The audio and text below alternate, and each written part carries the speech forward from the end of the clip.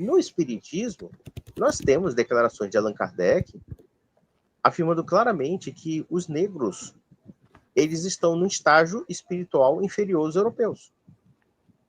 E, portanto, dentro de inúmeras evoluções, os negros reencarnarão como brancos. Essa é a lógica do cara. Então, muitos, claro que esse raciocínio é muito espinhoso para os espíritas. Sim, eles vão dizer que tipo tem que pegar o contexto da época e tal, tudo bem. E isso é verdade. Quando você está ouvindo a declaração de uma pessoa, você tem que pegar, né, o contexto da época que as pessoas sim, claro. Mas só que existe um problema, né? Mas não tem contexto em que isso não seja uma doutrina grotesca, né? O problema é o seguinte, olha, se você... Pera lá, mas o grande problema é o seguinte. É claro que existem contextos históricos, uma certa casuística da época e tudo mais. Porém, se você acredita que o Espiritismo é uma revelação que goza de uma certa confiabilidade e perfectibilidade, então, necessariamente é o seguinte, por que o senhor Allan Kardec, né? O senhor Allan Kardec, fundamentado justamente nesses preceitos evolucionistas que ele mesmo ele aplica ao espiritismo, então, por que necessariamente confiaremos numa doutrina que acredita que os negros sejam inferiores? Porque ele está colocando dentro de um conjunto. Aquilo ali não é um acidente. Aquilo ali tem uma conexão lógica com o progressismo espiritual dos espíritas. Sim. Só que, assim, como o espiritismo no Brasil ele se adequou, por assim dizer, ao ethos católico, ou uma ética católica, porque, querendo ou não, quem se converte ao espiritismo, de alguma forma, tem uma formação católica. Então fica aquela salada confusa, Sim. porque o espírita... Cara, eu não conheço um espírita que não seja confuso. Se eu encontrar um espírita realmente coerente, é porque ele já deixou de ser espírita. Porque eu já tentei procurar também, tipo, na internet, vi até um cara respondendo as objeções do René Guénon no Erro Espírita, tá ligado? E Sim. ele não responde nenhuma. Ele diz, não, porque isso aqui, Kardec, ele simplesmente cita, isso aqui Kardec já resolveu no não sei o que lá, não sei o que lá, não explica o raciocínio. Não explica. Ou seja, porque... então é um negócio complicado. Eu ainda não vi certo, que seja versado em filosofia clássica. Não vi Todos eles são o seguinte, primeiramente, a gente tem que entender qual é a formação intelectual de muitos espíritas. Eles são, em geral, pessoas, como eu posso dizer assim, eu acho assim que dentro da nossa sociedade se formou um bando de pessoas técnicas, né, em algum ponto, que tem uma certa proeminência da nossa vida social e que se acham inteligentes por causa disso. Ou seja, são pessoas de concepções muito tecnicistas, em geral. Também. É funcionário público, sei lá, é aquele cara que é um engenheiro, é aquele cara que tem uma profissão técnica, né? Não, isso é uma coisa que, tipo, é interessante, porque se você for olhar a entrada do espiritismo no Brasil no século XIX, né, você vai ver que muitas das pessoas que adotavam, né, que achavam que achavam que aquilo tipo era verdadeiro, eram médicos, né, militares. Sim. Era farmacêuticos, tem muitos farmacêuticos, como é aquele Bezerra de Menezes, né? Tem um outro maluco lá que eu esqueci o nome dele, como é, cara? Aqui no Pará, por exemplo, eu já tive contato com uma história aqui, porque você sabe que um dos maiores disseminadores do espiritismo no Brasil foi a Federação Espírita Paraense, por exemplo, a FEB, que é a Federação Espírita Paraense. Ela teve muita influência na disseminação do espiritismo no Brasil. A Federação Espírita Paraense, e detalhe, aqui também, se a gente entender, o pentecostalismo no Brasil também tem uma influência do Pará, você sabia disso? A Assembleia de Deus. A Assembleia de Deus é de 1911 e foi aqui no Pará, foi em Belém. Os dois missionários suecos, o Gunnar Wingren e o Daniel Berg, né? Eles que introduziram a Assembleia de Deus. É a maior igreja evangélica do Brasil, né? Apesar da cidade de Belém ser uma cidade relativamente católica. Mas, assim, voltando à questão do espiritismo aqui, havia um sujeito que era um maestro italiano chamado Ettore Bosio. Inclusive aqui no conservatório, que é o Carlos Gomes, tem um conservatório...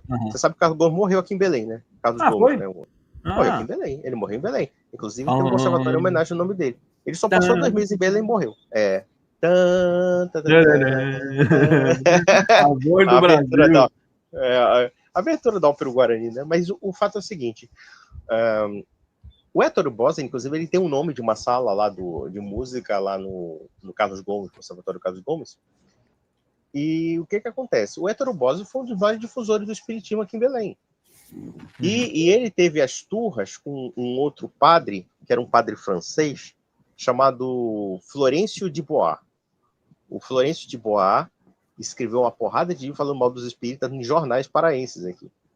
Ele tinha até livrinhos, né, católicos, que era muito comum nos anos 30 e 40. Você tinha, assim, aquelas livrinhos, coleções de livrinhos católicos para precaver os católicos de tudo que era merda, que era anticatólica. Isso havia, é interessante isso.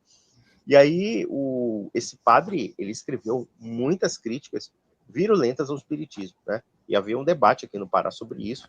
A Igreja Católica não ficava calada naquela época. E aqui em Belém teve muita gente envolvida com o espiritismo, né? Eu conheci, inclusive, nesse meio, porque como minha avó era espírita, eu já cheguei a ver uma palestra de Divaldo Pereira Franco. Teve outro sujeito também que morreu, que era o Alamar Regis. Eu conheci pessoalmente o Alamar Regis. E o Alamar Regis é o seguinte, cara, pensa num cara confuso.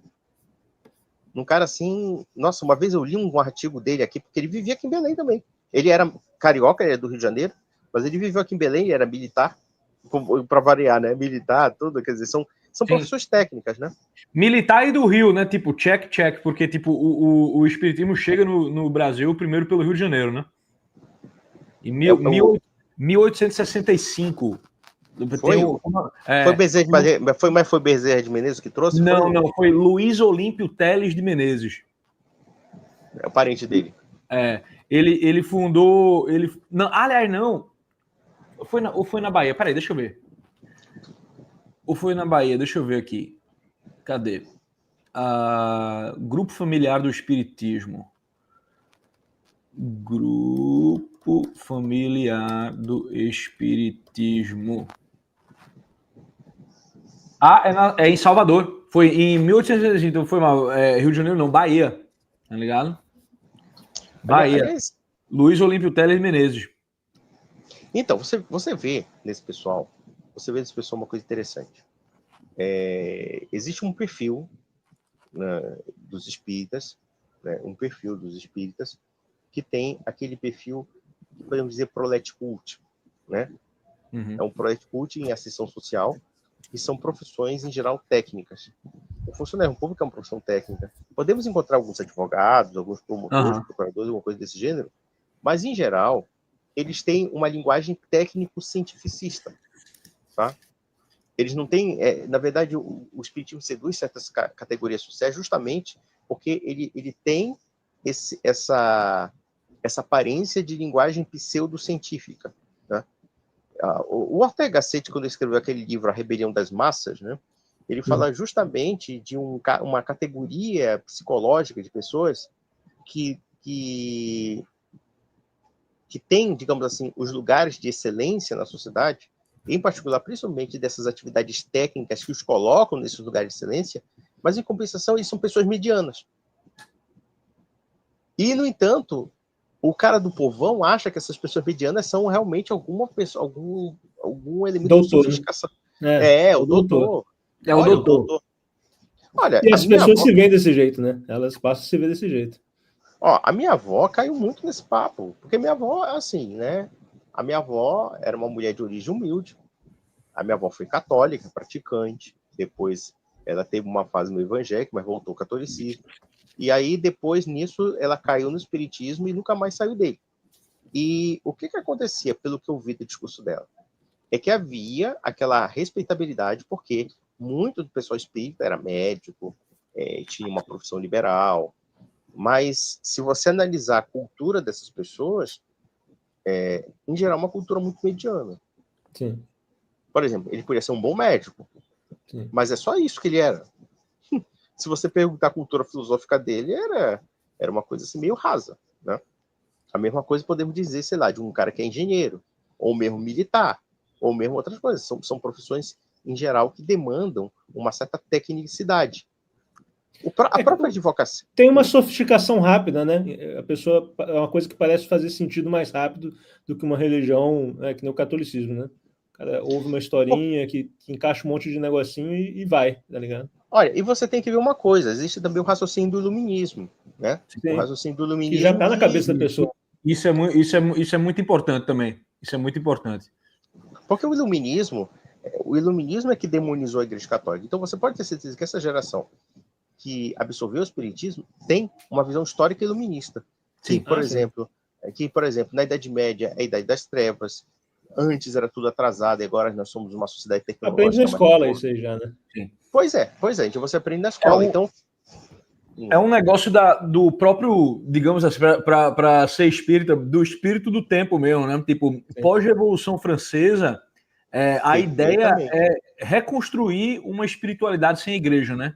Aí você tem, tipo, diversos elementos que entram para tentar reconstruir essa espiritualidade, só que tendo que manter uma aparência de elevação, né, de moralidade, que é essa pedância que a gente vê tão constantemente, né, nessas pessoas.